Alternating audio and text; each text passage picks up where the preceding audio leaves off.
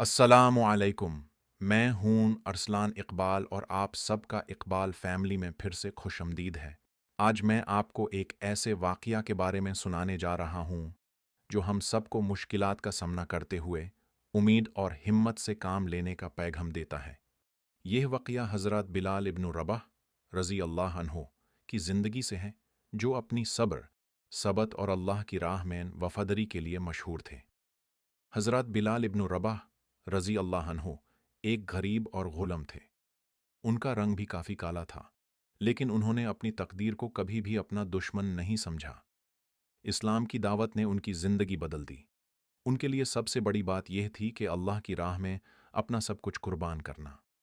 जब हज़रत बिलाल राज़ी अल्लाह अन्हो इस्लाम लाएन, तो उनकी आज़ाब देने वाले काम करने वाले लोगों ने उन्हें जानवर के जैसे परेशान किया।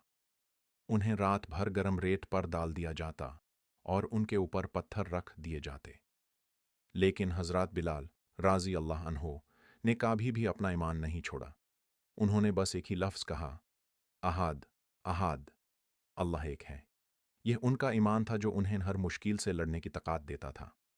आखिरकार अल्लाह की रज़ा से हज़रत बिलाल राज़ी अल्लाह अन्हो को आज़ादी मिल गई और उन्होंने इस्लाम की बात को हर जगह फैलाया। उनकी ज़िंदगी हमें यह सिखाती है कि जब इंसान अपने ईमान पर पक्का हो, तो वो किसी भी मुश्किल का सामना कर सकता है।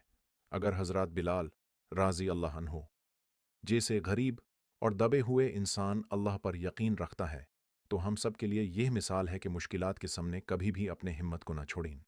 यह वाक़या हमें सब्र और इस्तिक़ामत का पैगाम देता है। अगर हम अपने ईमान पर मजबूती से खड़े रहें, तो अल्लाह हमेशा हमारी मदद करेगा। आज के ज़माने में हमें भी अपनी मुश्किलात में हिम्मत से काम लेना चाहिए और अल्लाह पर अपना यकीन मजबूत रखना चाहिए। अगर आपको यह वाक़या पसंद आया हो, तो ज़रूर शेयर करें और अपने दोस्तों को भी इसके बारे में बताएं।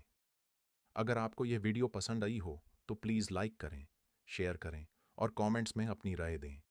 हमारे इकबाल फैमिली के साथ जुड़ने के लिए चैनल को सब्सक्राइब करें और बेल आइकॉन को प्रेस करें ताकि आपको हर नए वीडियो का नोटिफिकेशन मिले।